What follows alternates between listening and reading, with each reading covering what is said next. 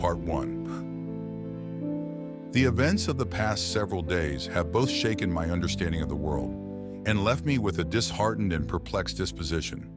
Yet I feel that I must organize these events in my mind, that I am compelled to structure the terrible things which I have seen so that I may understand them better, so that my mind may be at rest. A need to quantify just what took place. It was entirely by accident that I met John R.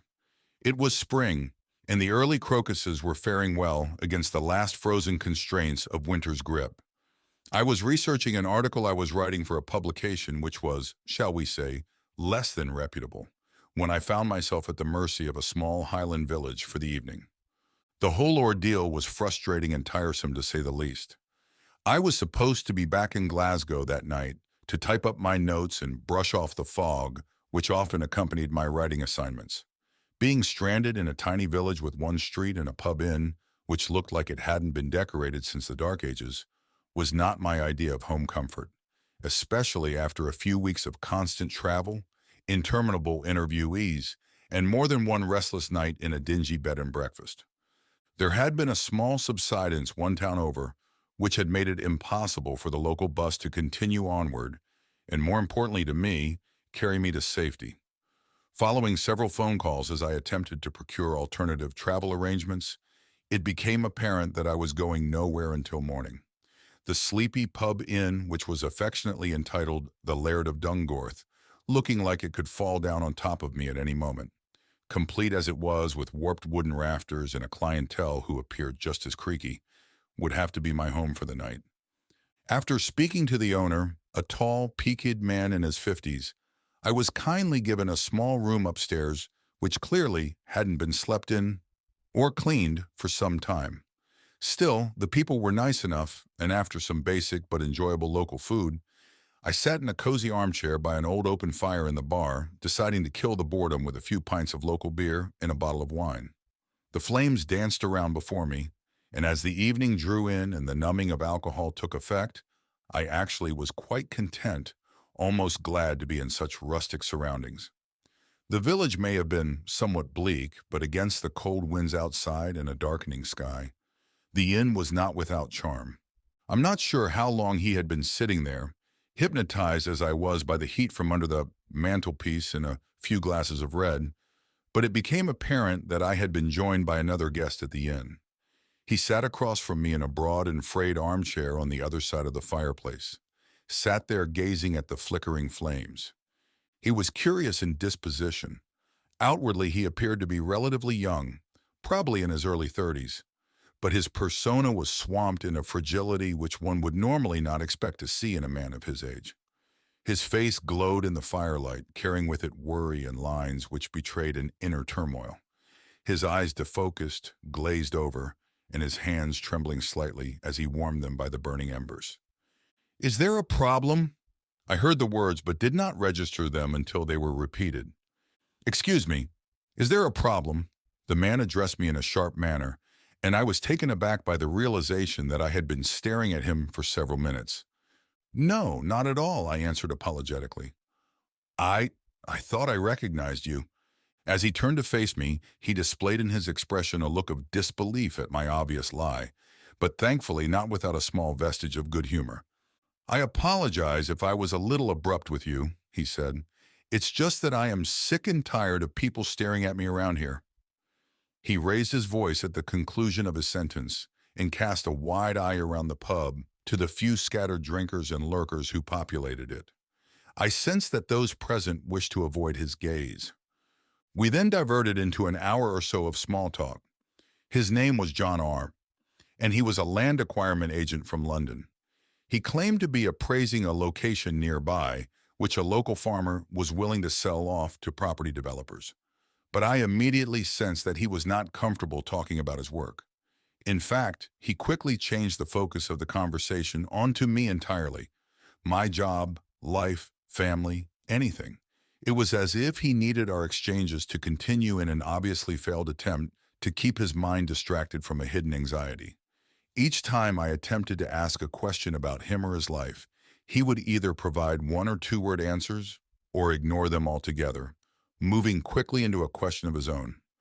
Finally, the conversation ran its course, as they often do with only one real participant, and for a moment we sat in relative silence. The only sounds coming from a few locals propping up the bar and the occasional clink of empty glasses being washed and cleaned by the owner. The pub was now noticeably dimmer, with most of the light being provided by a few small overhead lights and the fire which continued to crackle and flicker all evening. I turned to one of the windows outside, seeing nothing but darkness. Then the words just escaped from my mouth without a thought or effort. "Why would people be staring at you, John?" There was a long pause as I looked at him while awaiting an answer, his eyes trained to the floor, but his face etched in worry.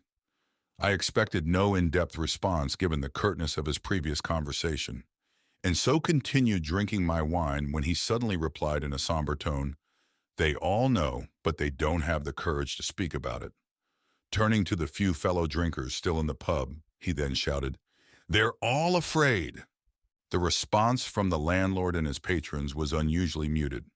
They seemed to ignore John's accusation entirely, with only the briefest hesitation of movement or conversation proof that they had actually heard the outburst at all. I did not expect such a volatile response, but there was desperation in that shout, anger and frustration. Then looking directly at me with what I can only describe as a mixture of fear and heartbreak, he opened his mouth as if to speak again, before hesitating once more. I sensed that the man deep down wished to finally relieve himself of a burden, as if some piece of toxic information was boring into his very soul. As a writer, my curiosity was captivated by the possibility of an enthralling tale, perhaps even one I could use as the basis for a future article or story.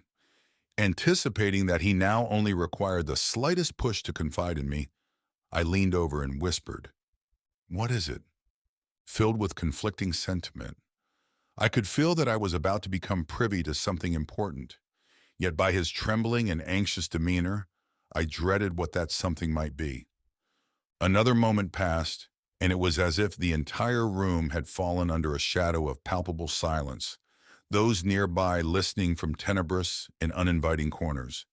Then he spoke.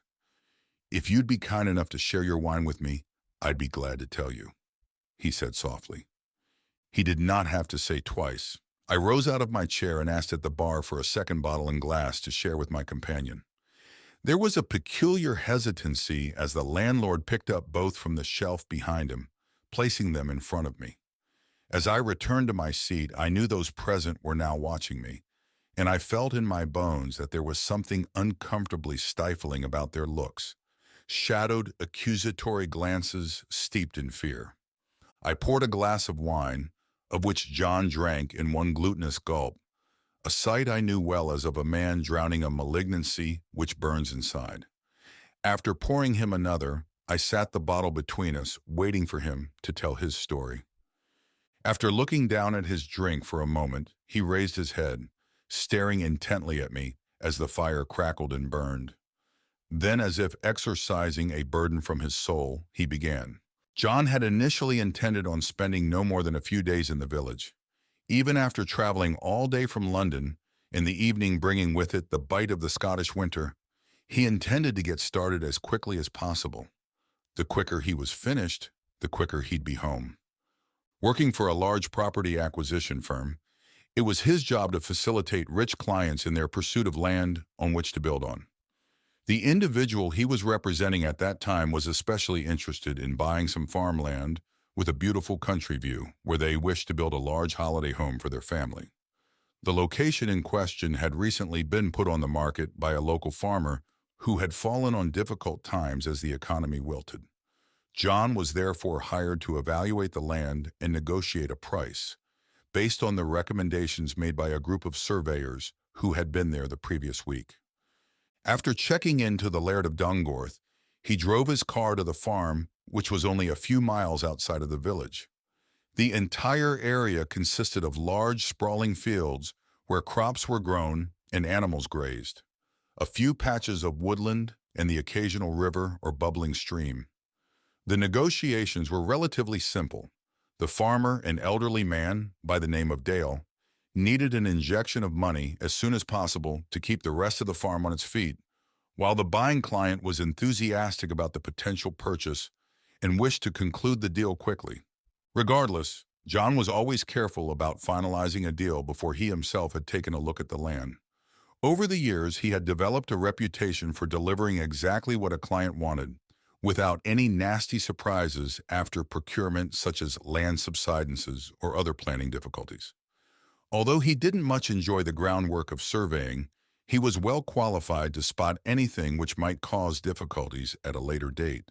But despite this thorough attitude, he still hoped to be back in the city perhaps as soon as the next day, all things being well. The farmer, Mr. Dale, graciously agreed to take him out to the land by tractor, and it was not without a slight feeling of remorse that John listened to the old man describing the history of the area, his family's attachment to it, and why it was so important for him to keep the place going. But business was business, and the money Dale would make on the 2 fields in question would provide him with a substantial windfall, hopefully enough to help him weather the financial storm. Night approached quickly, and John was delighted that the bumpy and uncomfortable drive did not take too long. After a short time, Dale stopped the tractor, pointing to the 2 adjacent fields he was selling. For the next half hour, John sloshed through the mud and grass in his boots, taking photographs of where his clients were thinking of building, while perusing the surveyor team's notes, comparing them with his own observations. Dale did not wish to accompany him in the survey, and so stood by the side of a graveled path, watching forlornly. Finally, John had finished, but just as he did so, his eyes were drawn to a hill a few miles away, one which looked out over the entire area. It appeared to be uninhabited, with what looked like patches of woodland and grassland being its only distinguishing features. Despite its distance, the hill seemed to dominate the horizon, and without verbalizing it, he felt as though it was special or unique somehow. On returning to the tractor, he pointed to it, but Dale seemed unwilling to talk about that particular subject, answering any questions pertaining to it with an icy silence. It was John's job to keep a portfolio of land which he thought clients might have been interested in, and with what to him looked like a beautiful view of the countryside, it would be something worth appraising for development, especially for a rich business person in love with the Scottish Highlands.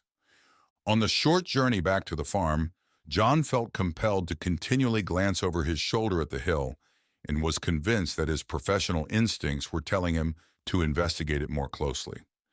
After some annoying persistence, Farmer Dale eventually surrendered his silence and spoke briefly on the subject, with obvious disdain for the unusual landmark.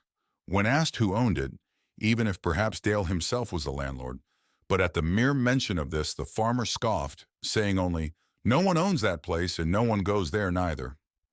He would not say much else, but before John departed for the inn, the farmer placed a reassuring hand on his shoulder and advising him to leave the hill alone, that it was dangerous and that he hoped he would never have to speak of it again. While Dale seemed to fear any mention of it, the overriding impression conveyed was that the old man was dominated by a profound sadness, one which was best left alone. As much as he was fascinated by the farmer's warnings, it was not the first time that John had encountered local superstitions, ones which he, of course, never listened to. Otherwise, he might have lost out on a few good pieces of land or property throughout the years. The stories locals would entertain him with always seemed to revolve around older, more remote parts of Britain. In the past, he had been told tall tales about abandoned houses which carried with them the stain of some murderous deed, or woods which should not be cut down for fear of what lived in them. But without exception, nothing untoward had ever happened. There was no solidity to the myths, and while he enjoyed listening to accounts of hauntings and strange beings which prowled the moors and open countryside, he had little time for them in his line of work. Such stories were a fun distraction, but beyond entertainment around a campfire, they served little purpose. Returning to the inn, he was tired and keen to get to bed, hoping to conclude any business the following day. But before he retired to his room, he decided to have a small nightcap at the bar. The landlord seemed amiable enough and happy to have someone staying there, as the inn's location often left it quite empty. but his friendly demeanor altered drastically at the mention of the hill. Much like Dale, the landlord seemed reluctant to give any detailed information about it and provided his own words of warning, citing bad ground as reason enough to let it be. Whispers and subtle dissension came from the darkened corners of the room as locals seemed perturbed by John's questions. No one approached him, but he was well aware of their discomfort. His remark of, "You'd think the hill was haunted," which was intended as a joke, provoked only silence. The void of sound left John feeling unwelcome. Quickly, he finished his drink and walked towards the stairs to his room. But as he did so, a young woman, barely out of her teens, gently touched him on the shoulder and whispered into his ear, "Please don't go to the hill. No one ever comes back." The landlord was within earshot and quickly chastised the girl for even mentioning it, then turned his back while cleaning a pint glass, saying in a stuttered tone, "You sleep well, sir.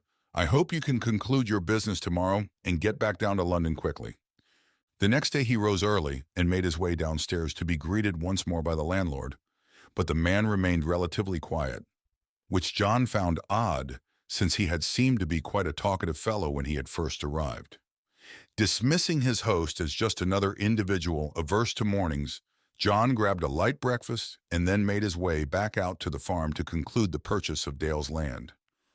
As he drove along the quiet country roads, appreciating the impressive landscape even in overcast weather, the farm came into view, but in the distance so too did the hill.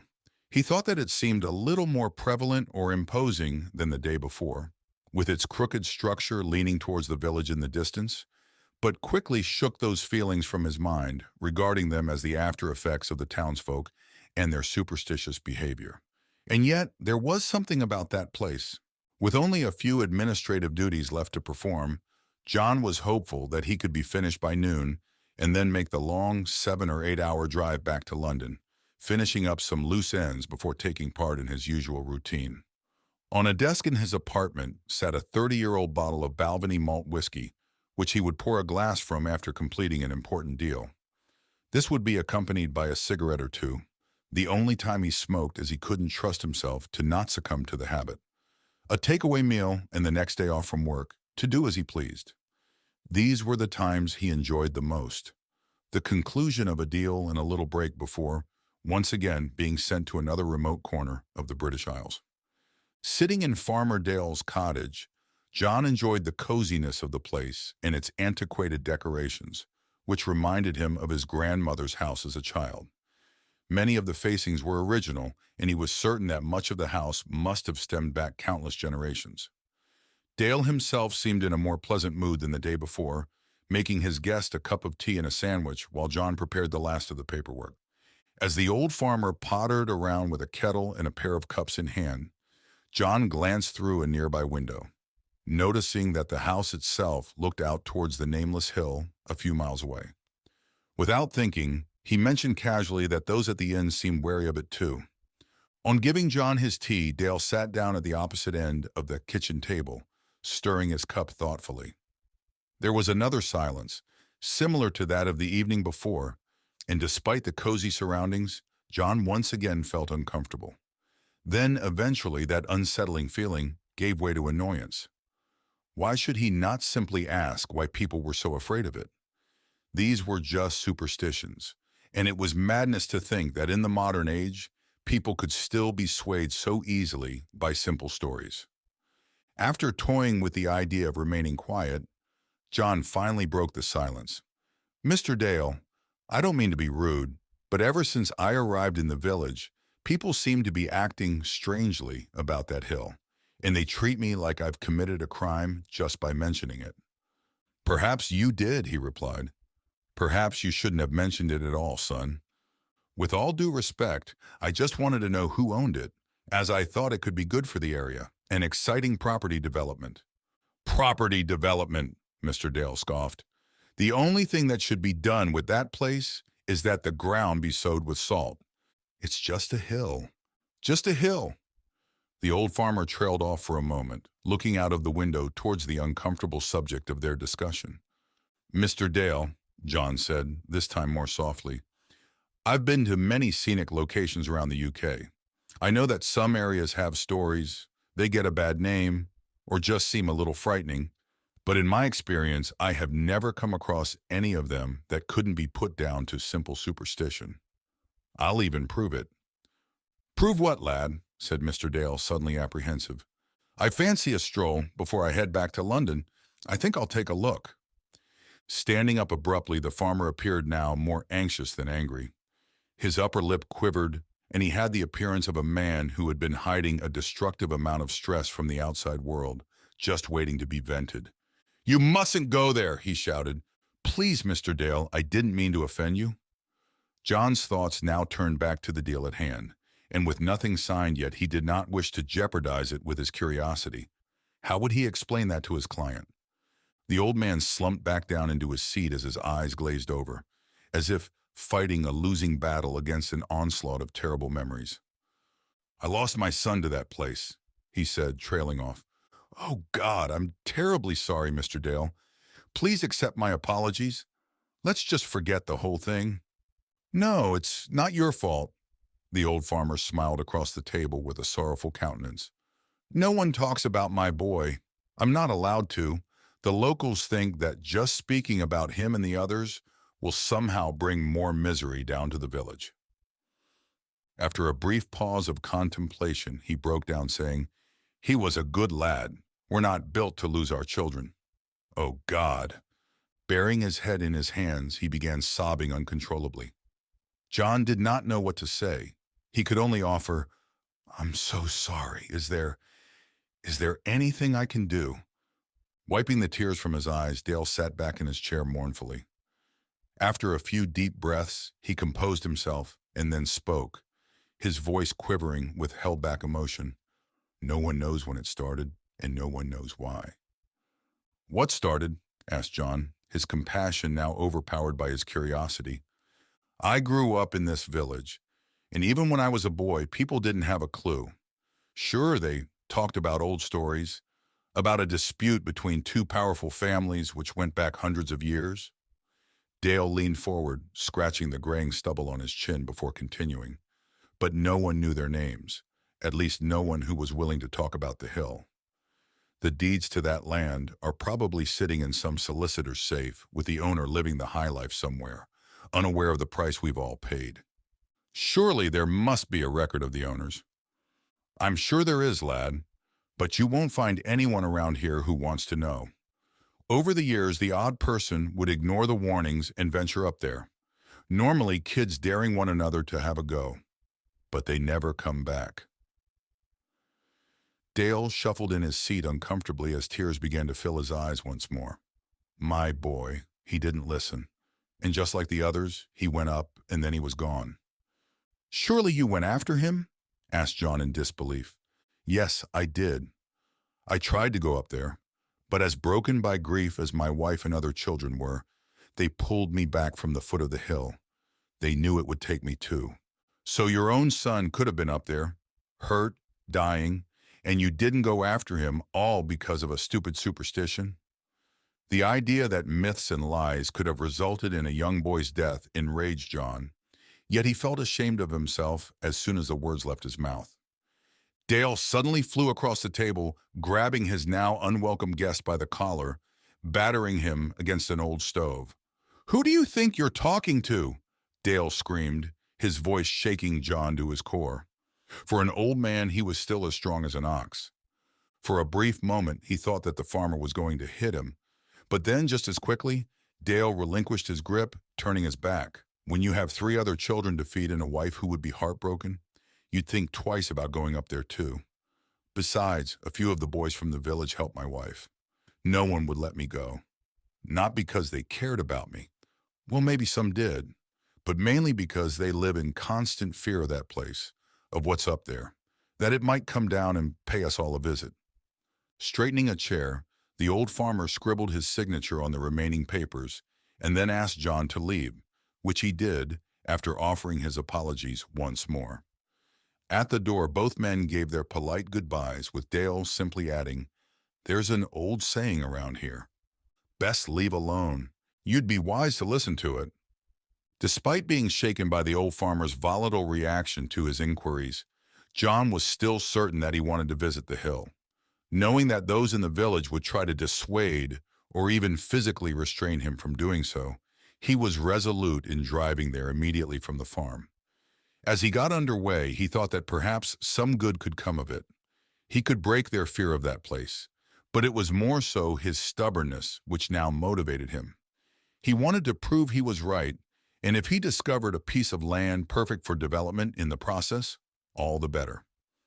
Getting there was more troublesome than he had first anticipated. While there was a small country road which led to the foot of the hill, it had been apparently blocked off by the villagers.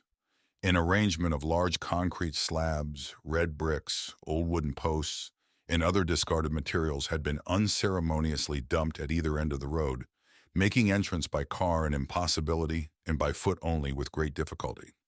Seeing the very real and physical lengths which the locals would go to in order to stop anyone from accessing the hill, John felt an increasing impulse to reach its peak and then return to the village to let those below know how ridiculous they had been. After leaving his car by one of the blocked entrances, he climbed over the stack of rubble with some effort, careful not to cut himself on anything which protruded, and then made his way along the road. For a moment he considered what he might find on the hillside and the very real possibility of discovering the grim remains of a previous visitor, thoughts which momentarily left him questioning his current course of action. The road was just wide enough for a single car, and it had obviously been left to the elements for some time, with large potholes scarring its surface and deposits of mud and gravel covering the tarmac in places. As the hill came into view, he was struck by how much larger it appeared to be than he had estimated.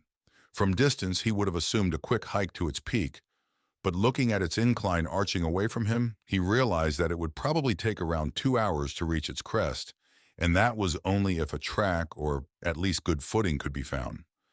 Looking at his watch, it was early afternoon, but he believed he'd still have enough daylight to make it to the top and then back to his car safely.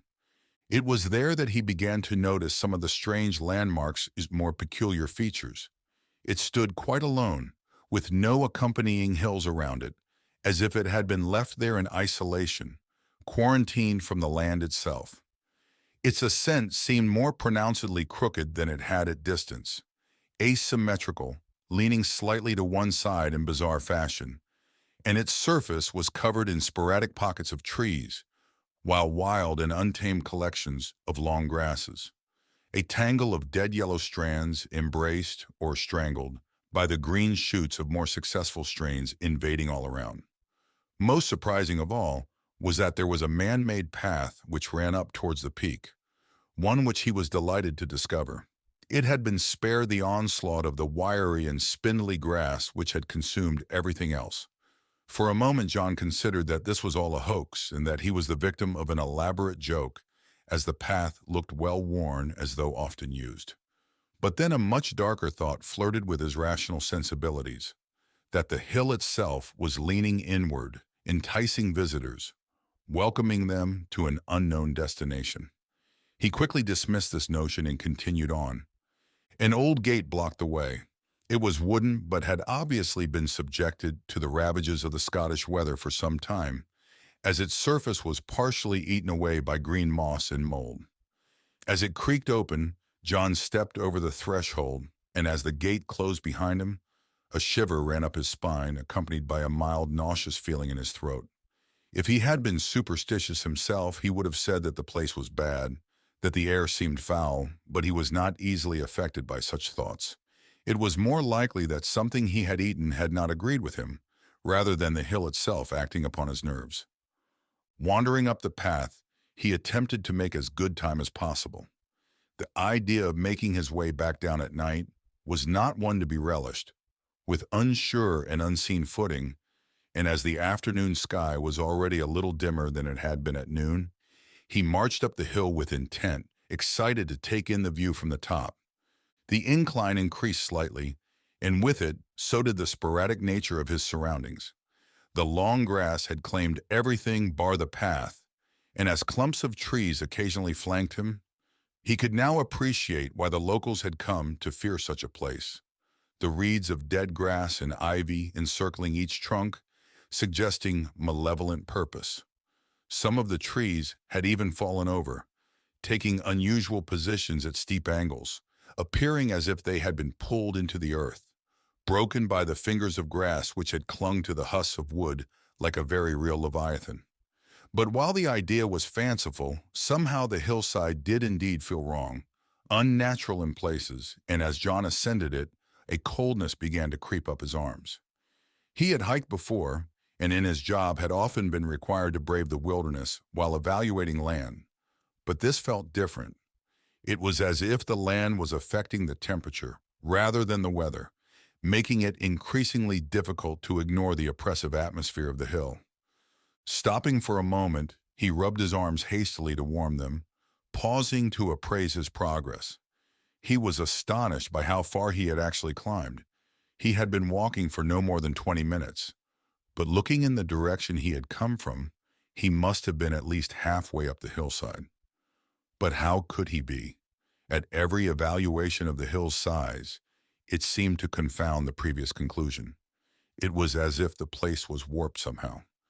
John laughed to himself at being so swept up in the impression of his surroundings. Yet the silence bothered him. No birds, no rustling bushes filled with rabbits, foxes, or even insects. Indeed, the entire hillside felt dead. No, not dead, he thought, but in the grips of death itself. It was, however, winter, so perhaps he should have expected the seeming sterility of the countryside, but the quiet still perturbed him.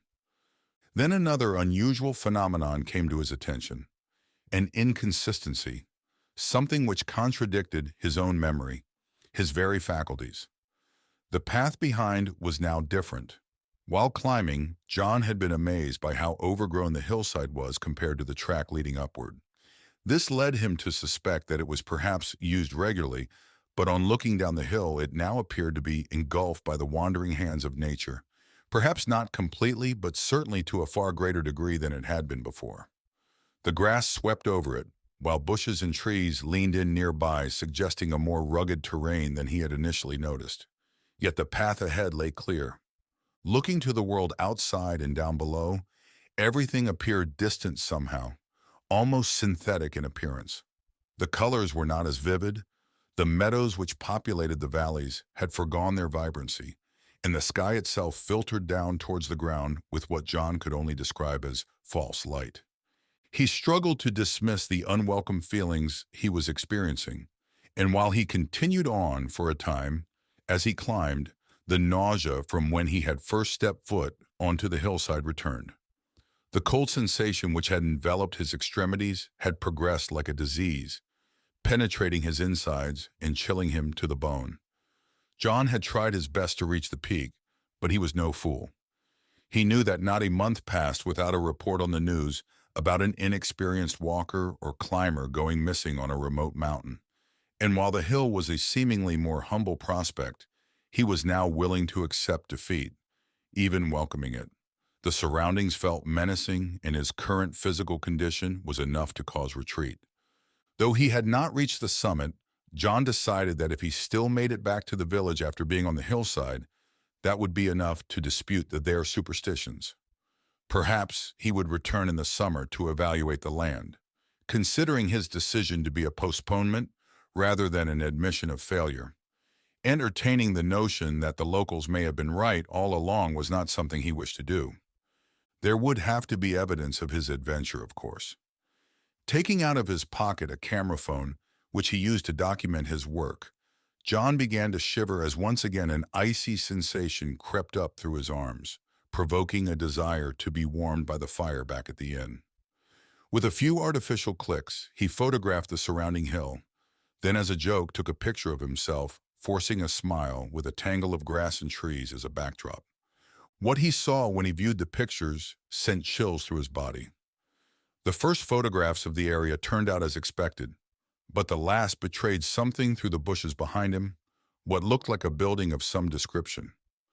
At the forefront of John's mind, he was filled with an impulse to run, to leave that place, but he was fascinated by the idea of a hidden construction, removed from the outside world by a barrier of leaf, branch, and legend.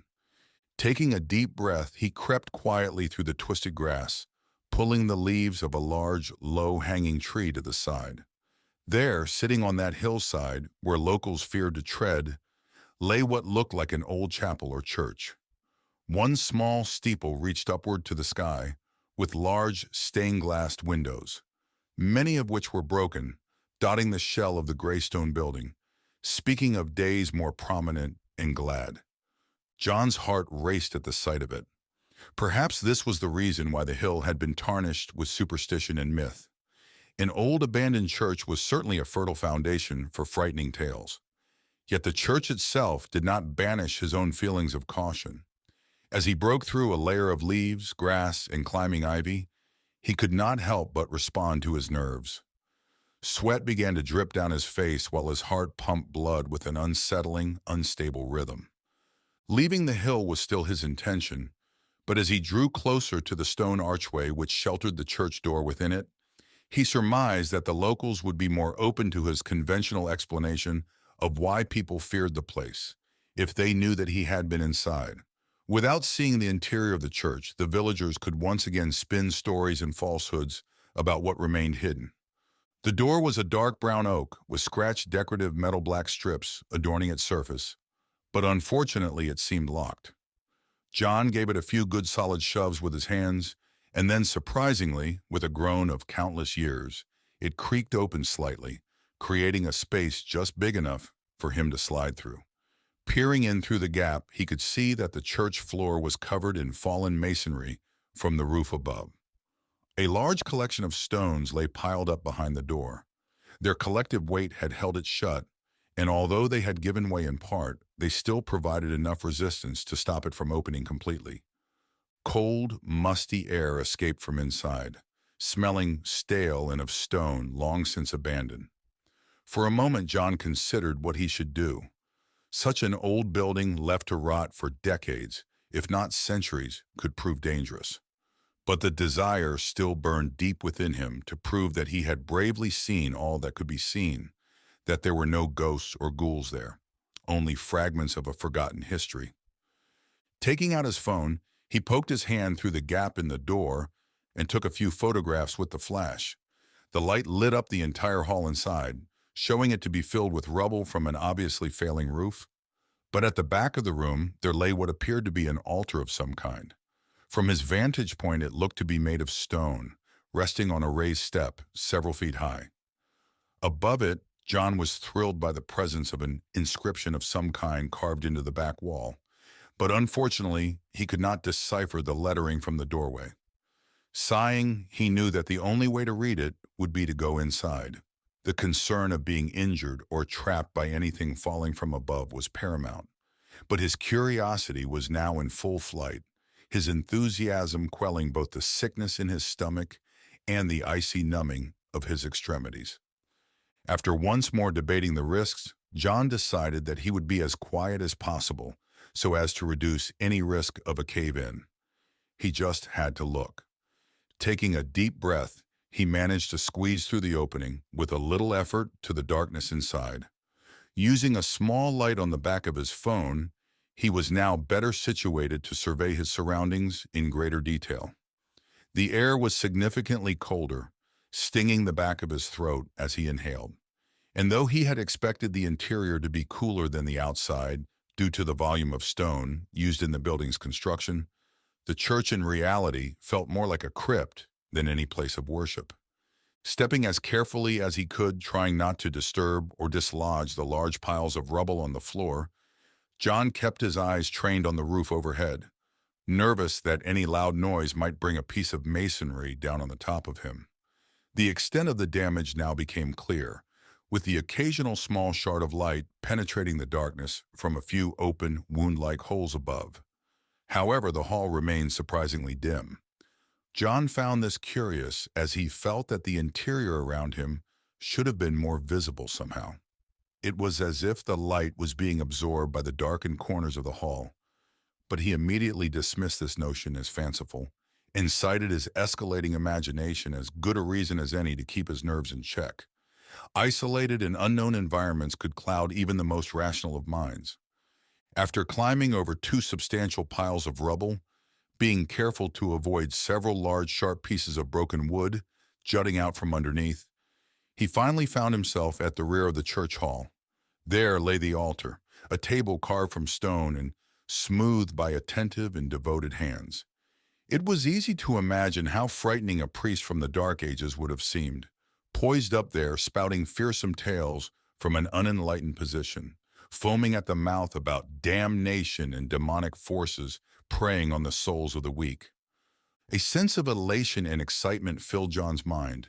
To be standing near to something with such a deep sense of history, yet he considered warily the possibility that the altar had been quarried from that very hill, wrenched from a deposit of rock deep in the ground, born of processes far older than humanity itself. But the thrill of such an old and rare discovery quickly extinguished those thoughts. So enamored by the object was he, that he almost overlooked a small open doorway to the right of the altar, which appeared to lead down a flight of stairs to an underground chamber, possibly a vault or tomb. Shivering at the thought of what lay below, he knew that even with his level of skepticism, there would be no venturing down there. Superstition or not, wandering underneath the floor of a clearly decaying building was not a wise idea. Pointing his phone's narrow beam of white light to the rear of the hall, it cast a diminutive yet welcome glare over a series of dusty steps which led up to the altar's platform. A natural arrangement from which a priest or preacher would have delivered their service hundreds of years ago, but yet there felt little that was natural about it or its housing. Again, a creeping unease began to ruminate in his mind as he imagined a fervent and angered holy man standing above all, shouting cryptic and doom-laden parables of ancient origin at a huddled, confused, and frightened congregation. Making his way onto the platform, eager to study the inscription on the back wall more closely, his attention was unfortunately distracted from the cluttered ground as his foot clipped a broken rock lying on the last step. Stumbling forward abruptly, John's shoulder slammed painfully against the edge of the stone altar before reaching out a hand to break his fall on the cold, hard platform floor. The noise of his fall echoed throughout the building, with the sound ricocheting from wall to roof. For a second, he imagined that he heard a fainter sound stirring from elsewhere, close but far. Answering in kind, a small piece of debris plummeted from above, smashing to the ground, teasing and threatening a series of heavier and deadlier replies yet to come. Relief coursed through his body. Glad as he was that the object had not been more substantial in size, and even more so that the stone impacted in front of the small doorway rather than against his head, he was becoming increasingly unsure of his safety. Regaining a solid footing, he stood up on the platform, holding his shoulder, which was now battered and bruised, keeping his eyes trained to the roof nervously. All but for a gentle wind whistling through holes and gaps in the building's outer shell, silence was omnipotent. Anxious that any other movements might bring the entire ceiling down on top of him, John waited for several minutes before assuming temporary safety from further falling masonry. Then slowly and more carefully than before, he turned and appraised the altar more closely.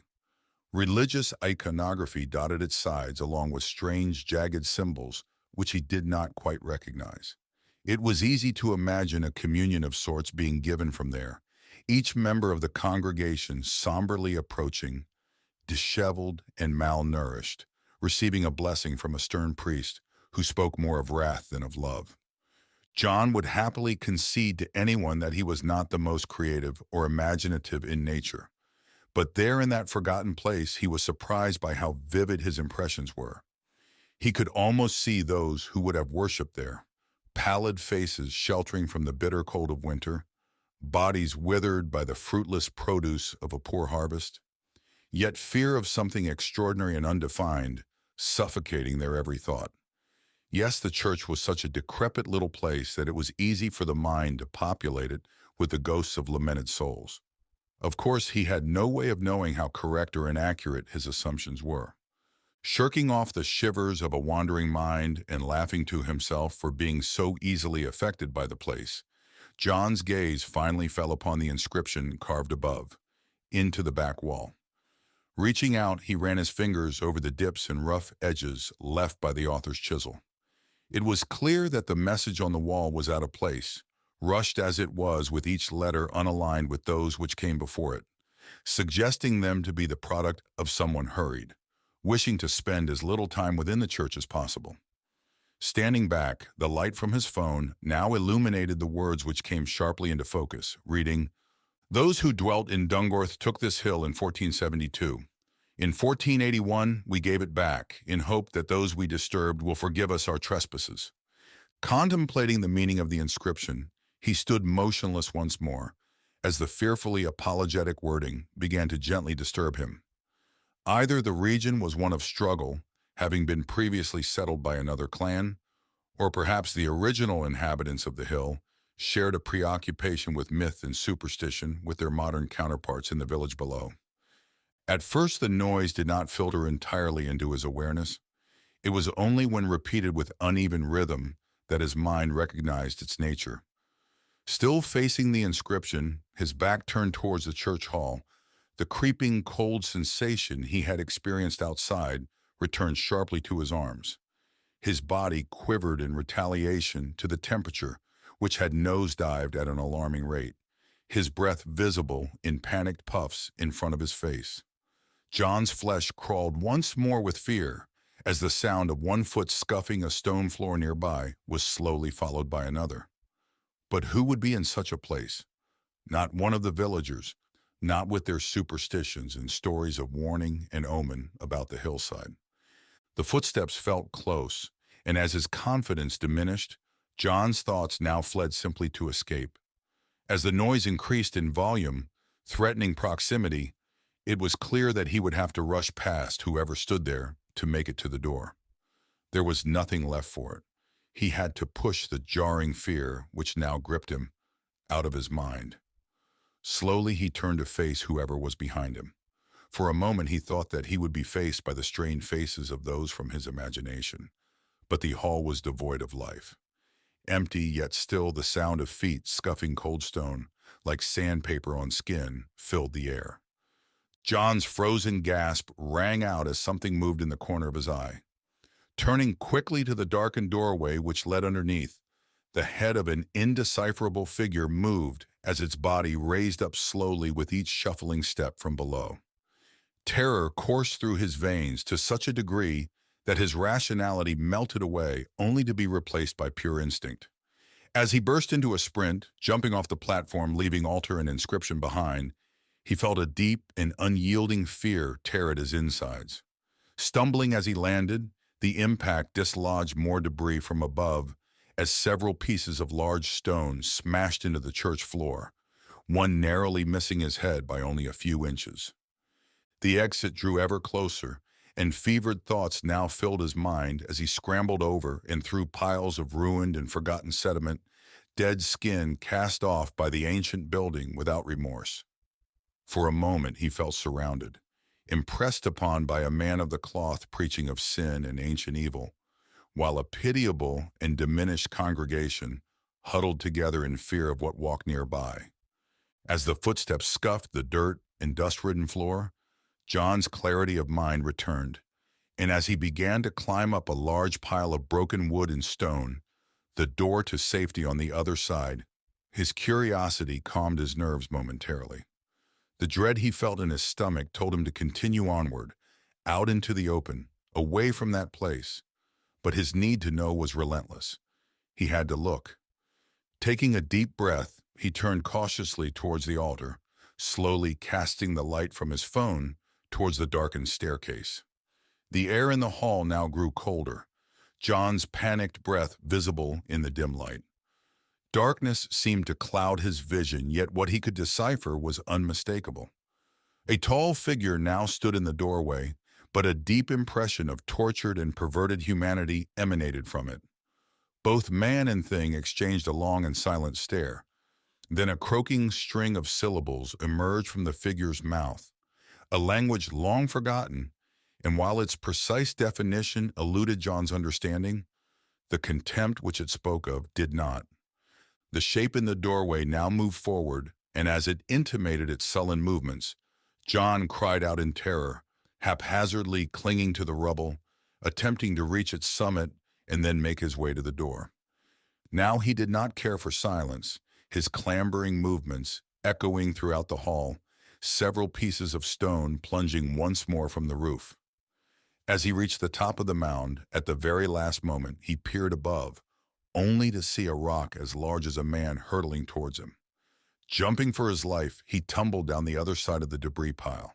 As his body rolled down towards the floor, a searing pain wrenched through his side. Slamming against the stone ground, the impact surged into his bones, leaving him dazed momentarily. Staggering to his feet, he looked down only to recoil in horror. A large chunk of wood had impaled itself several inches into his right side.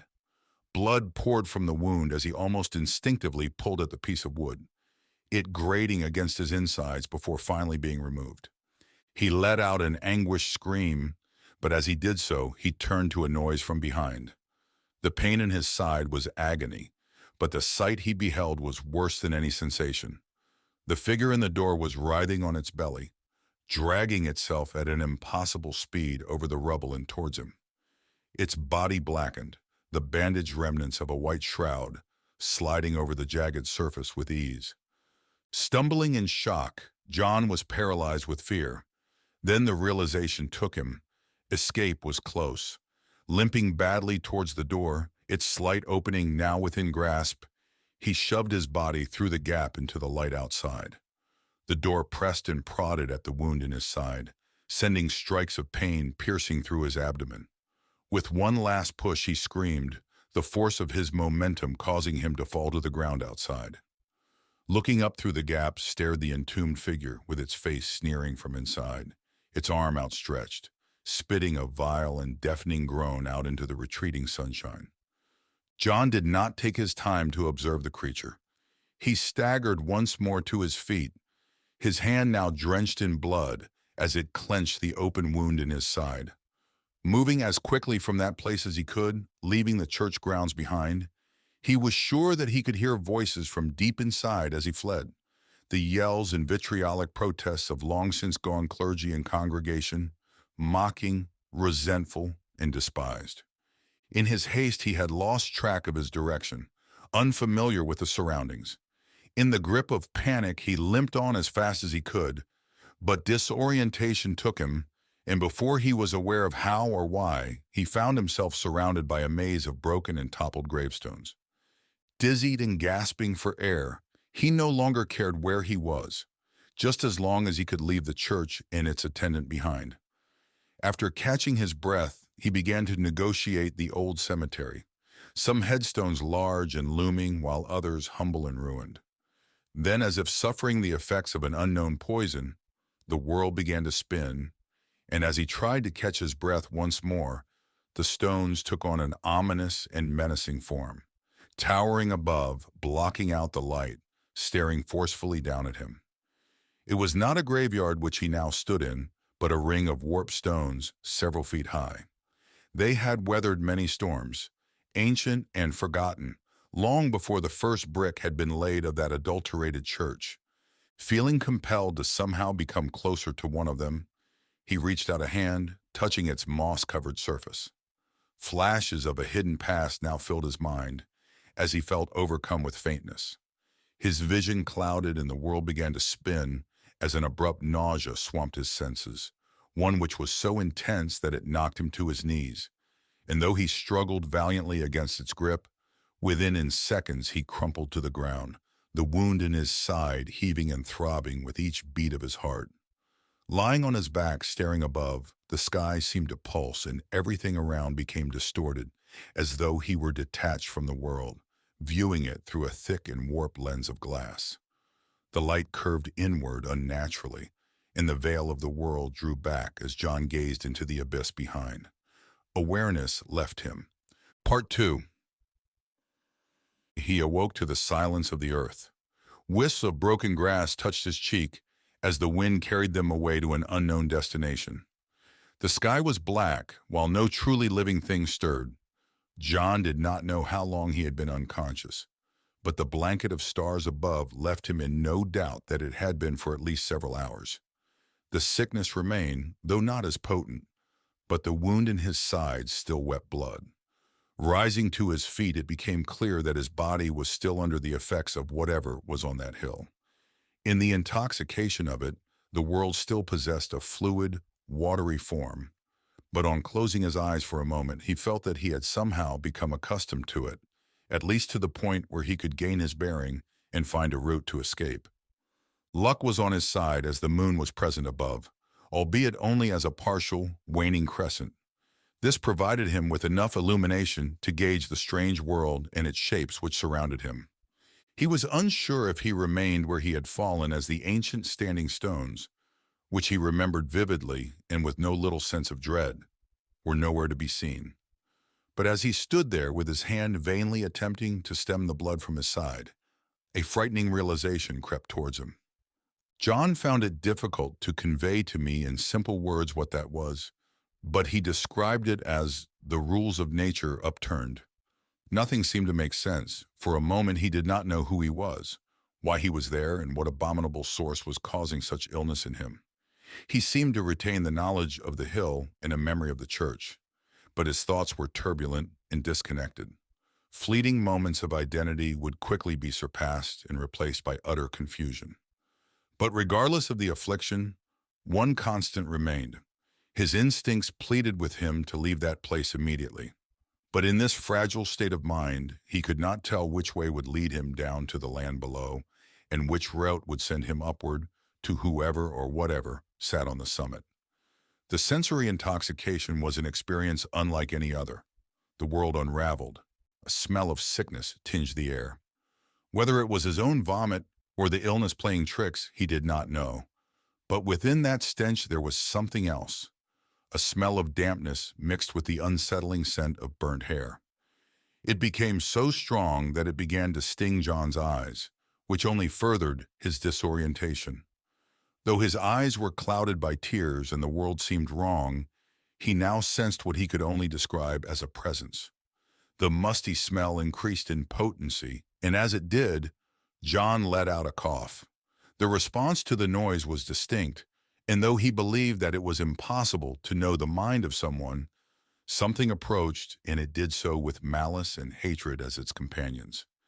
Terror now turned to fleeting purpose as he quietly wandered past shadowed trees and amongst the wild grass, hoping to find his way out.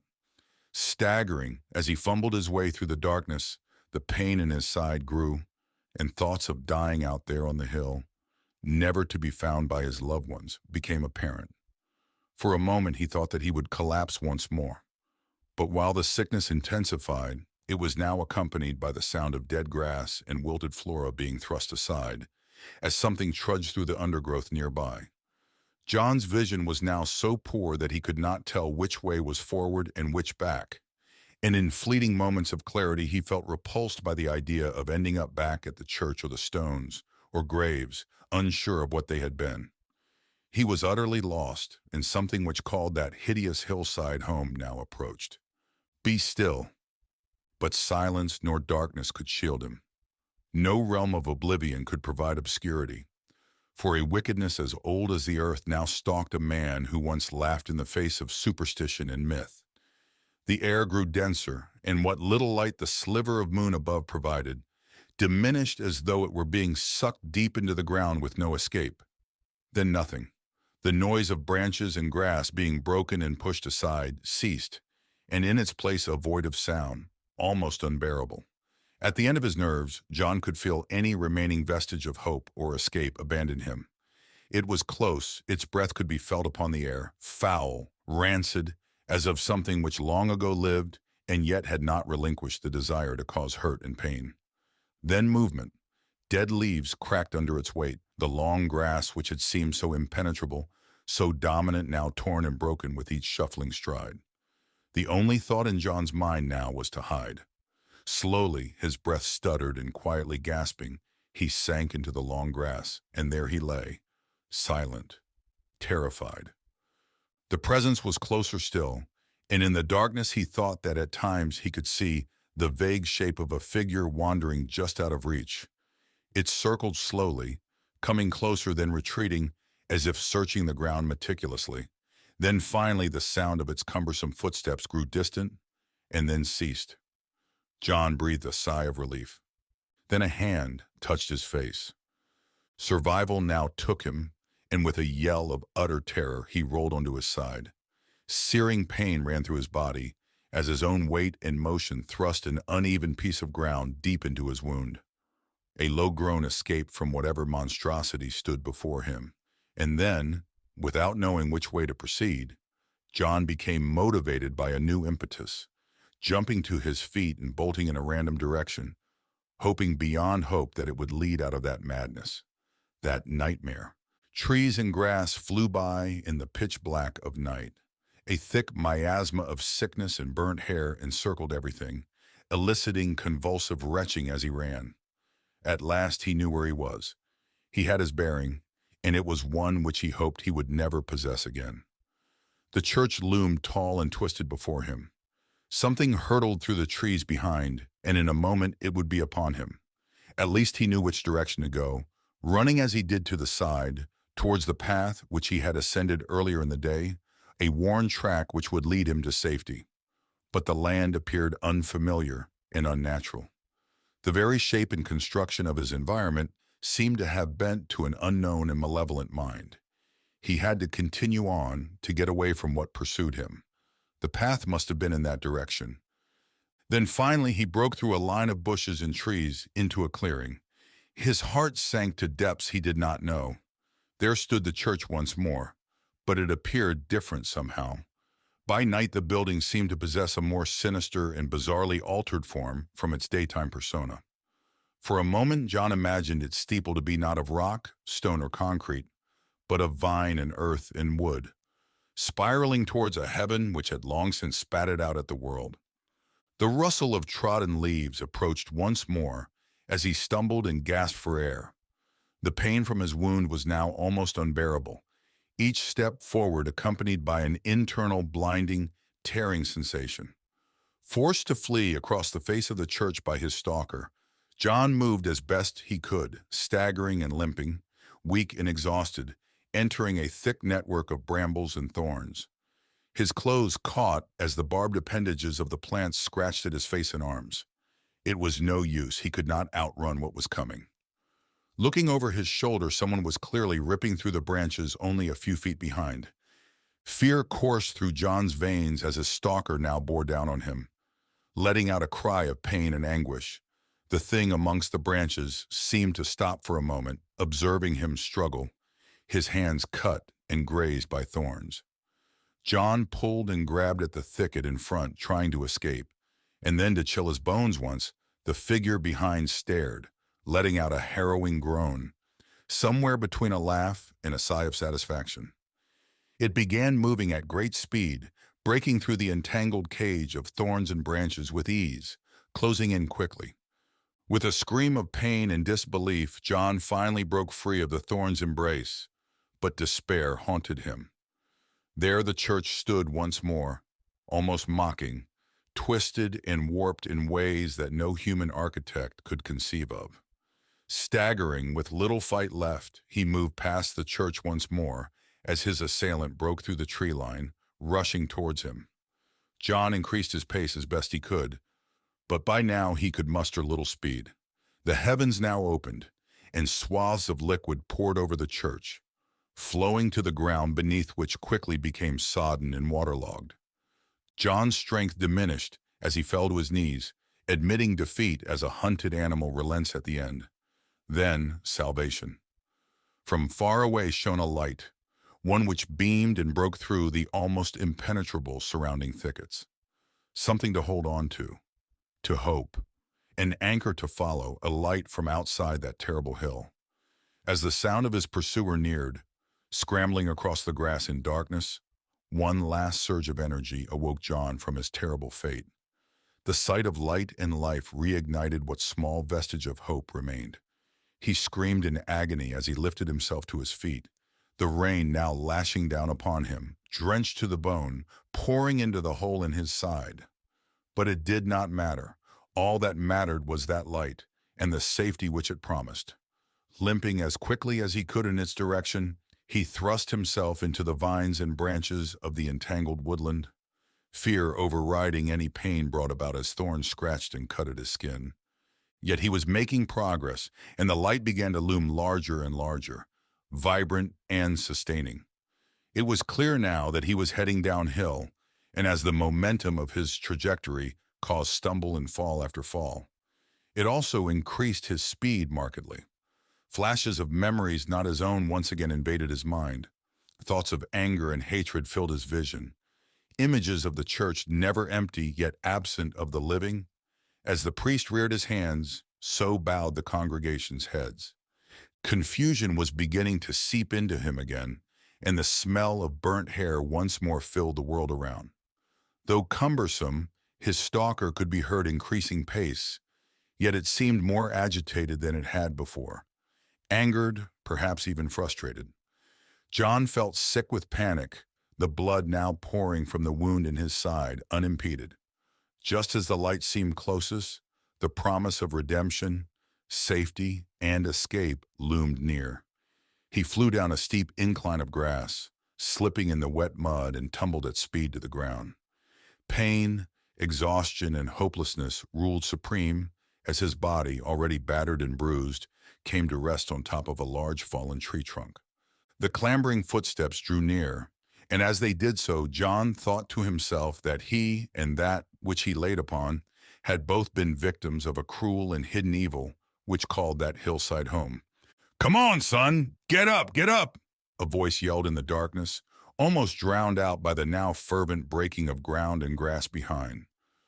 The world seemed warped, but as consciousness now prepared to wither once more from his mind, clarity returned and John realized where he was. His body was slumped not against a fallen tree, but against the wooden gate which marked the boundary of that terrible place. Something was close, that thing which had been hounding him in the dark only a few feet away. "Move! It's nearly upon you!"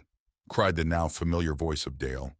With one last movement, with the final piece of life left in him, John opened the gate, falling face down into a puddle by the roadside. I sat transfixed, the words flowing from John in stuttering fashion, yet with a conviction and reality which I found difficult to ignore, regardless of my skepticism. This man believed with every fiber of his being that what he had told me was the truth. Dale had apparently went after him, against the wishes of the other villagers. He had long ago lost a son and did not wish for anyone else to succumb to the apparent malevolence of the hillside. The landlord, being an old friend of the farmers, eventually gave in, and both men traveled to the foot of the hill in the hopes that John would find their light in the darkness, follow it, and be the first to escape from there in living memory. No matter how much they wished to help, though, they would not dare touch that gate nor cross the hill's threshold. John had to do that on his own, and he did so just as his pursuer leaned over him. I remember letting out a sigh of relief as he finished the last of the wine in front of the fire. There was a moment of silence between us, and I realized that the entire bar was bathed in an anxious reticence, one which was almost tangible, as if those present wanted to speak but dared not. Finally I spoke, attempting to be as reassuring as possible. "That is an amazing story, John, but it is just a story. I'm sure there is a rational explanation for it all." He bowed his head gravely, staring at the floor. "If it's just a story, then why can't I leave?" he said, looking up at me with an expression half caught in fear, half trapped in desperation. "What do you mean you can't leave?" "I've been here for 3 months!" he shouted. I sometimes wish Dale had just left me there. "John," I said, leaning over and resting my hand on his shoulder reassuringly, "you can leave whenever you want." But I could see from his expression that he did not believe me. He had been consumed by whatever myths and superstitions the locals had fed him. I concluded that his psyche had been poisoned. Of course, I felt that the landlord and others meant well, but I was sure that a conventional explanation would hopefully cure him of his afflicted mind. "I'm going to Glasgow tomorrow," I said cheerfully. "Why not join me? The bus will be here in the afternoon, and we can travel back together. But, of course, I'm forgetting you have your car with you. Please don't think I was fishing for a lift." I laughed, but John just stared at me grimly, then answered, "My car is sitting out back, wrecked." Really? I hope it's not too bad. What happened? It took me several days to recover after my experience on the hill, he said mournfully before continuing. But when I felt up to it, I packed my bags, thanked Dale and the landlord, then drove out of the village. A couple of miles into my journey, the rain came down in sheets. Visibility was terrible, but I just wanted to leave. I lost control of the car and went straight into a tree. I was survived, but the car is a write-off. Well, accidents happen. As long as you were okay, how about another drink? I said, standing up. As I did so, John grabbed my arm forcefully. It was no accident. There was something else on that road. I saw him standing there. A man, I think. At least it appeared like a man. I swerved to avoid him. And a good thing, too. The last thing you would want around here would be to accidentally kill a local. My jokes once more did not appease his frustrations. I sat back down as he conveyed to me his predicament. After the incident with the car, which was towed back to the inn by Dale, John tried everything he could to leave. Each time he attempted to use a local bus, there would be a problem. It would break down, or there would be a landslide stopping it from entering the village. He even claimed that was why I had been stranded overnight, because he had intended to take the bus again that day. The man was adamant. For 3 months he had been a guest at the Laird of Dungorth, and yet no matter how he tried, he could not leave the outskirts of the village. Several times he had even tried to hike to the nearest town, but on each occasion he was beaten back by bitter and perilous weather which appeared without warning. He had even tried to phone for help, but his mobile phone seemed to have no signal, while using a landline resulted in a continuous static. The same applied for anyone who tried to make a call on his behalf. While I could not explain everything that had happened, I was certain that a series of rational and conventional events could account for each. It seemed madness that someone so obviously intelligent and articulate be made to believe such nonsense. I genuinely felt sympathy for the man. "You are the victim of a self-fulfilling prophecy," I said confidently. "What do you mean?" John replied. "I've worked in many villages like this. You come to an old part of the country with a haunting landscape. It seems like another world compared to the modern life of London. Then you are provided with paranoia fuel, a myth that the locals believe about a cursed part of the land. Taking all that in, you have some terrible luck hitting a tree with your car, and before you know it, you believe the whole thing. Perhaps you even imagine the figure on the road, maybe even the whole encounter." "What about the hill?" he asked, obviously intrigued by any possibility that escape could be achieved.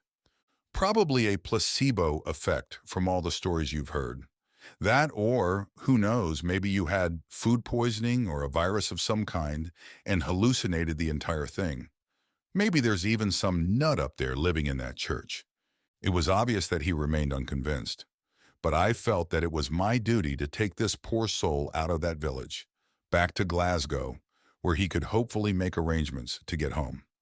I had seen the damage that unfounded beliefs could cause amongst people and communities before, and I was genuinely appalled by it. I just wanted to help. "Tomorrow, we'll get the bus together, and I'll buy you a pint in Glasgow." He never said much in return, other than nodding his head reluctantly in agreement. The next day I rose early with a singular purpose. While I had to get home to work on my assignment, the bus was not due until the early evening, which gave me just enough time to persuade John to come with me in the most dramatic of fashions, to go to the hill myself. I knew that if I returned without any of these strange experiences, that perhaps he would forget about the superstitious nonsense which the villagers had afflicted him with, and leave on the bus with me. I must also confess that I was utterly intrigued by the idea of the place, and while I had absolutely no doubt that John's experiences were mistaken, I actually felt that there might be an article or even a story in the whole ordeal. As a writer, such opportunities rarely present themselves. Before I left, I spoke with him and made my intentions clear. He pleaded with me not to go, that his fate need not be mine, but after much protestation, he accepted that I would not be dissuaded and reluctantly agreed that should I return without paranormal, supernatural, or otherworldly incidents, that he would leave for Glasgow with me. After providing me with directions, ones which I was sure would not be forthcoming from the villagers, I made my way out to the supposedly tainted hillside. I must admit that when I saw it at first it did appear odd to me, misplaced somehow, but again, I counted this as the subconscious effect of John's tale. The environment appeared to be just as he had described. At least that much was accurate. The road was blocked with rubble and rubbish, and I too found the wooden gate lying at the foot of the hillside. There was even a stain of blood upon it, certainly making the conclusion of his story more believable. The thought of some maniac up there did give me pause, but even if someone had chased John through the undergrowth, they had probably moved on after being confronted by Dale and the landlord. In any case, a badly wounded John had been able to escape, so I felt confident I would be fine. I did not feel anything out of the ordinary as I crossed the threshold, and while the tangled weave of trees and dead grass did provoke feelings of decay, I was surprised by just how innocuous and commonplace the environment felt. After climbing the steep path which clearly had been used numerous times in recent years, I reached a spot which was reminiscent of John's descriptions. And there it was, obscured from the world by a wall of leaves, rotting wood, and grass. The church. I was significantly surprised as I had thought such a building would surely have been part of John's hallucinations, and I concede that I began to feel slightly unnerved by its existence, and hesitated for a moment before proceeding. I'm embarrassed to say that had the area not been illuminated by the morning light, I may even have considered retreating. But I did not. The church was fascinating, and I at the very least wished to see if it was as John had said, with an altar undisturbed inside. It was not difficult to gaze inward, though I shuddered slightly remembering the description of the door being partially blocked by debris. Yet it lay wide open, unimpeded, and this discrepancy did give me pause once more. Yet there I stood at the threshold peering inside.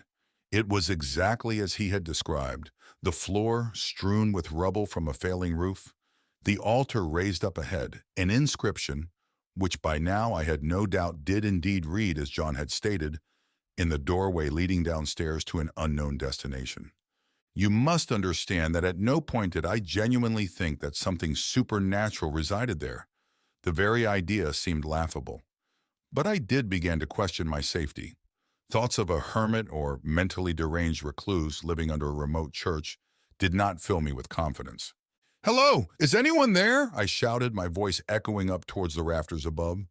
With no reply, I castigated myself for being so paranoid and stepped inside. Carefully, I negotiated the rubble, noticing droplets of blood on a broken piece of wood which I assumed were John's. Thoughts of blood poisoning now entered my mind. Perhaps the wound in his side caused the hallucinations, at least the ones which occurred afterwards. That could have explained his disorientation. The altar stood as he had stated. Realizing that I may need to prove that I had been there to reassure the man, I took out my phone and started taking pictures of the church interior. With each flash, the hall lit up, and as it did so, my mind crept back to John's descriptions of a zealous priest and a fearful congregation huddled under the protection of the church. But protected from what? Turning to the darkened doorway which led underneath the building, I felt my heart begin to race at the prospect of descending the stone staircase. But I was compelled to, although not for entirely altruistic intentions. Yes, I did want to show John that there was nothing down there, and that the beliefs which seemed to hold him paralyzed within the boundaries of the village were unsubstantiated. But I also wanted to know what lay beneath myself. Why did this church have a subterranean level? Was there a crypt? My curiosity piqued and my mouth watered at the possibility of a published article describing my discovery of an unknown archaeological find with perhaps an important and valuable relic or two within. As I approached the door, I could feel the cold air breathing from below. Using the light from my phone, I calmed my nerves, which had begun to grate on me, and looked cautiously inside. A steep and narrow flight of stairs dripped down into the ground beneath. The walls were dark and gray and seemed to have been carved or formed with far less care than the rest of the church. I shouted down there once more, but again no one replied, and I therefore assumed the place to be abandoned. As I descended, I was surprised by just how long the staircase actually was, and by the time I reached its conclusion, estimated that I was at least 50 feet beneath the old church. It appeared peculiar to me that a level would be so far beneath the ground, and questioned to myself the purpose of it. Why had the architects, builders, or followers of the church dug so deep? At the last step, I composed myself and turned to face a darkened doorway at the conclusion of the staircase. The blue light from my phone illuminated everything around. What I saw deeply disturbed me.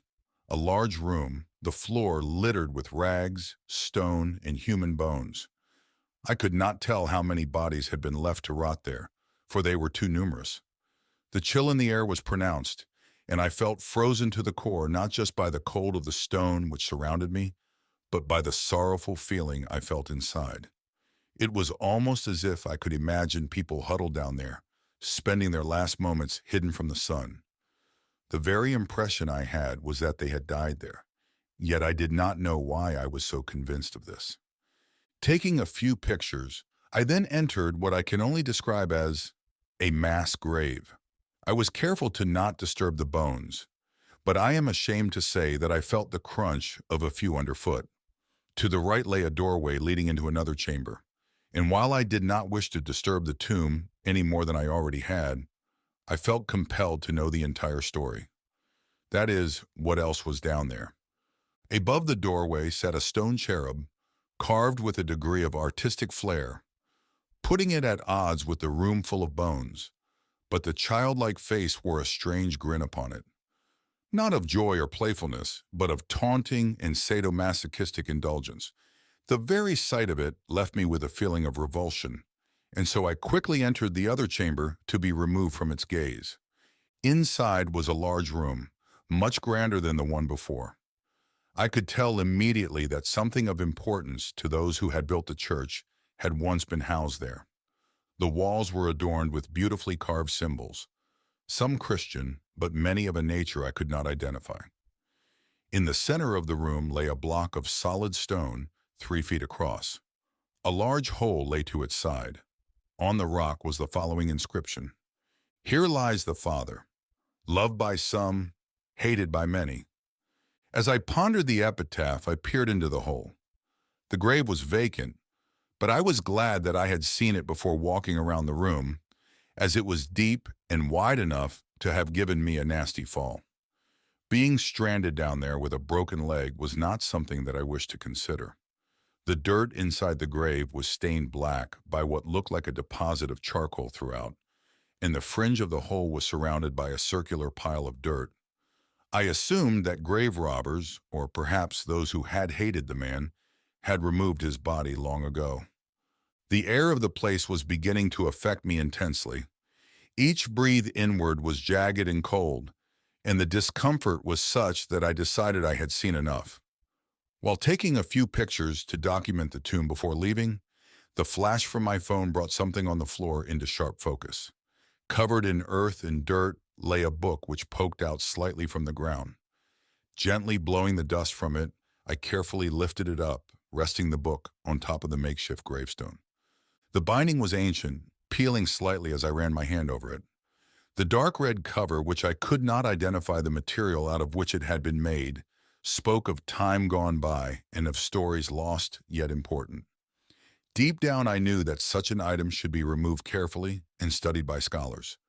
But as a writer, my passion for a story compelled me to see what it contained. Opening it, I was amazed. This was a chronicle, a handwritten account of the history of the church, its congregation, and the hillside. A snapshot of a people long since forgotten.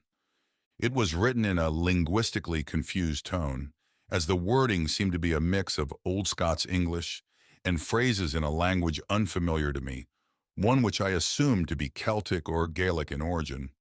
However, the passages in Old Scots I could read to a degree. What follows is a loose recollection of what had been inscribed there. In the 15th century, a group of refugees came to that area in search of a place they could call home. The valleys, or glens as they are known in Scotland, were uninhabited at that time, as too was a strange hill which dominated the landscape. The people were from a place called Dungorth, and they had escaped from the laird there who had ruled that region at the time, fleeing his persecution as he was a brutal and merciless ruler who punished all who did not follow his beliefs. In all, they numbered only in the hundreds, and while their elders wished to settle in the glens, a prominent priest amongst them claimed that to bless the lands and to ensure that no ills would befall their community, the hill must be settled first, a beacon of holiness casting a shadow of protection on all below. While some were suspicious of the man's fascination with the place, he was known for his kindness and as one whose judgment could be trusted. Disheartened, the elders began to follow his example, as it was typical of the time for people to be God-fearing. There, on that isolated and baleful hillside, they built a small settlement. But almost immediately, a few of the settlers began to fall ill, a sickness which could not be explained and which often resulted in a feverish madness. The priest blamed a number of standing stones which were peppered throughout the hillside, remnants of, to him at least, an old and heretical religion. It was decided under his supervision that the people should build a church. With the presence of consecrated ground, it was thought that the effects of whatever resided on the hill previously would be eradicated. They were wrong. Despite their efforts, the sickness only grew worse, and many began to suspect that the priest himself was in league with the abhorrent forces at play. Some of the elders rose up against him, but under his orders, members from the church congregation executed those who rebelled.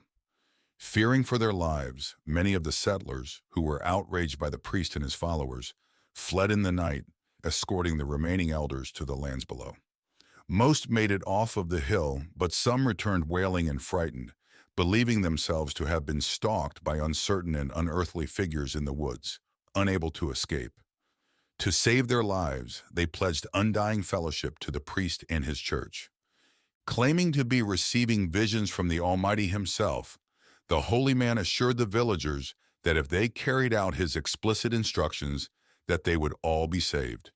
Each night they gathered in the church as the priest spewed forth his visions and damning, seething hatred for those who had left.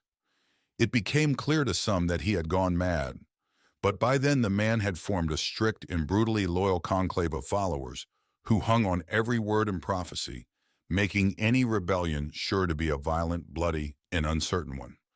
Many spoke of dreams without form, blinded by darkness, and several families were found in their homes, suffocated in the night. The priest blamed those who had escaped and told stories of how they were the source of the darkness which had persecuted his people, cursing them to a desperate end. Bitterness and anger swept through the community, and several villagers were selected to descend the hill and bring back the elders who were to be judged and sacrificed if need be. But no one could leave. No matter how hard they tried, the church loomed large. No matter which way they walked, down or up, they would appear where they had begun, confused and disorientated. The sickness spread, and the village watchmen one by one were found choked and mutilated in the streets, with witnesses claiming to have seen strange entities prowling around at night. In the panic, those left had no option but to cling to their religion for salvation, in the hope that the church would protect them. They huddled together underneath its roof in abject terror for what approached from the shadows outside. Here the writing changed markedly, becoming jagged, fervent, and more pronounced. The priest himself had taken over from the town chronicler, who he had deemed to be unsatisfactory. Several pages followed, pockets of English entangled with what looked like Latin, and a number of unusual and indecipherable languages. Each page was filled with pain and scorn for those who had left, and then the words just stopped. Standing there in that Stygian and foreboding place, I ran my fingers across the spine of the book and could see clearly that the last page had been torn out. What it could have contained, I did not know. I felt overwhelmed by the account which I had just read as a very real and palpable fear surged throughout my body. The thought occurred to me that the accounts of the sickness which had plagued the exiles of Dungorth seemed remarkably similar to John's experiences. I could not avoid the coincidence, and I began to suspect that something had in fact affected him after all, something tangible. Perhaps a contaminant in the ground. A poison, maybe? I had read about pockets of methane gas escaping through the earth and at sea which had killed many, but it was not out of the question that something similar, perhaps in a smaller dose, could in fact have caused mass hallucinations, sickness, and even madness. It was the most feasible explanation I could come up with. Yet why had I not been affected? Perhaps, as the Chronicle had stated, some people were more immune to the contaminant than others. My attention now turned once more to the grave, or at least what was left of it. I wondered what the people did with the body of that loved but hated priest, assuming that was who the father referred to. Did they rebury it in another location? Perhaps his followers were worried that his grave would be vandalized. The answer became clear to me almost immediately. They had burned him in his grave under the very church he had built. The hole where his body once lay, now marked eternally by the blackened stains of smoke and ember. I shuddered at the thought that he may have been thrown down there and set alight while still alive. The air now grew noticeably colder, but this was not what marked the beginning of my ordeal. I leaned over, looking closely at what I saw on the rim of the grave. I could not bring myself to believe it. There on the brim of the hole was a callous signature left by the church's former attendant. In the darkness I must have missed it, but now it was unmistakable. There on the edge of the grave was a handprint, blackened and burned, as of someone clawing their way out of their eternal and forsaken pit. My breath spiraled slowly out of my mouth, congealing in the icy surrounds, while my heart raced at the mere possibility of what had risen from that hole in the ground. As the air grew colder still, I stood up and made my way to the foot of the stairs. I had to get out of there, into the sunlight, into the open. It was then that I heard it. At first it was merely the impression of a sound. Then more definite, rising in intensity and clarity. Something stirred above. People. Many of them, groaning and lamenting, crying for their lives in unison. Chants in the darkness, both Christian and of something older, a fetid religion that had best been left in the ground. As the wails of misery ascended, a single voice rose up out of the cacophony. Deafening and terrible, it spoke of the end of days, of betrayal, and of unimpeded sin.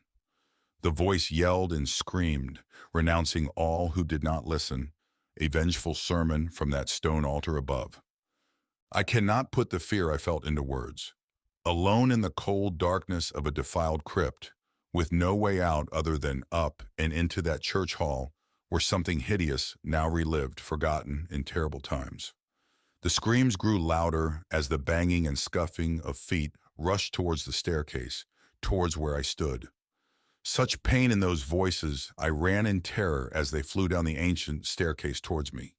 Without thinking, I jumped down into the empty grave, switching the light from my phone off, and found myself cowering, shaken to my very core by the agonizing voices which cried out against the world and one another in the next room. Hate and utter despair at evil, both outside and in.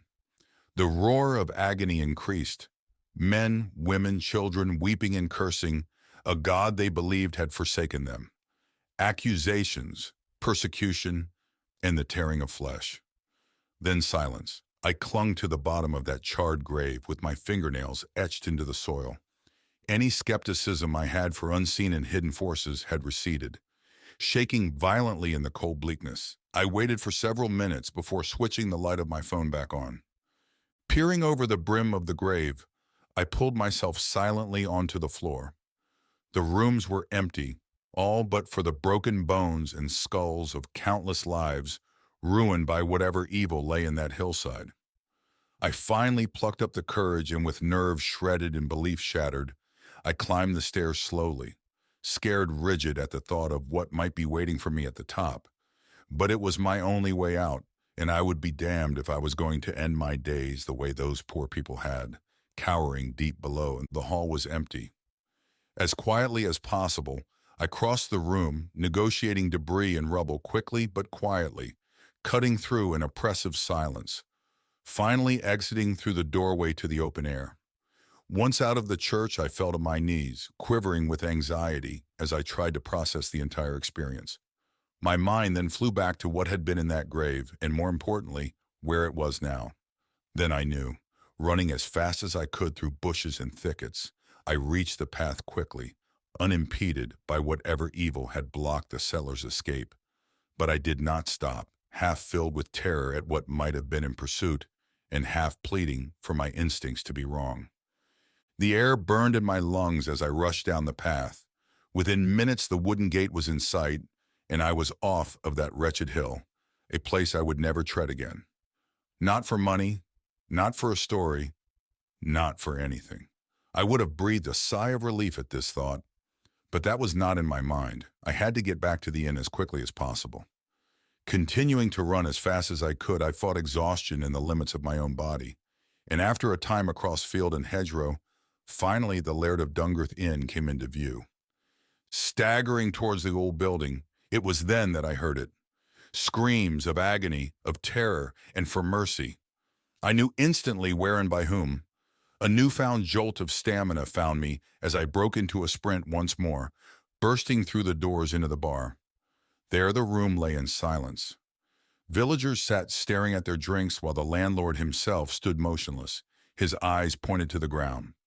The screams continued from the rooms above. I begged and pleaded for someone to help me, but none would listen. Realizing I was alone to confront it, I broke for the stairs, but the landlord forcefully intervened, dragging me back, his arms wrapped tightly around my shoulders. "Leave him, son! You can't help!" he yelled as two other men attempted to restrain me. I thrust my elbow into the stomach of the landlord behind and then barged past the two men, knocking one to the floor. Tearing up the stairs, I followed the awful cries straight to John's room. The door was locked. Thrusting my shoulder against the door, again and again, it cracked and splintered against my efforts. With each strike, I heard the garbled gasp of something unearthly inside in response. Finally, the door gave way, and in I went. For a moment, I glimpsed something which looked like a man, at least something which once was alive. Blackened and burned, it turned its head as if to stare at me. I cannot say whether it truly saw me as it had no eyes to speak of. In its grip was the crumpled and lifeless body of John R. Then it turned, wriggling through an open window, carting the poor man's body behind. They were both gone. The room then took on a volatile and fluid appearance. I do not know if it was the exertion of my efforts or just being in proximity to that grotesque miscreation, but a sickness overcame me, seeping through my stomach, and as I lost consciousness, I cried out in helplessness. That was several days ago. It seems I banged my head against the floor when I collapsed and somehow injured my leg in the process. The village doctor who examined me prescribed some antibiotics for what he believed to be a stomach infection, and a sedative which helped ease my anxiety. With little else to occupy me, I have committed everything I can remember about this entire horrid ordeal to paper. After all, a writer writes, yesterday I visited John's room for the first time since he was taken. It was silent, and it felt empty in a way I have never truly known before. An absence of life is the best I can describe it. The place lay ransacked, his belongings still strewn across the floor. I assumed that no one had been in there. The landlord was probably too frightened, but I do not blame him. As I turned to leave the now vacant room, I noticed one item which looked out of place. It did not belong. On John's bed lay a withered and stained piece of paper. I knew where it had come from without even needing to read it, the last page of the chronicle, the account of those who had settled on the hill. A maze of repeated phrases in arcane and forgotten languages spread out across the crumpled and fragile paper. But one in English stood out. It simply said, "No one leaves." I do not know what to make of anything anymore. I feel exhausted, yet my mind still picks over the last few days piece by piece. I am racked with guilt. Somehow I feel my very presence on that hill brought whatever that was back down here to take John. Otherwise, why did it wait so long? My last thought on the matter is that perhaps I've just been lucky. That I visited the hill when that thing wasn't on it probably saved my life. In any case, regardless of how the villagers wish to explain this, I will be reporting John's disappearance when I arrive in Glasgow, and asking the police to take a look at the number of residents who have went missing in the area over the years. I think they will be surprised by the number.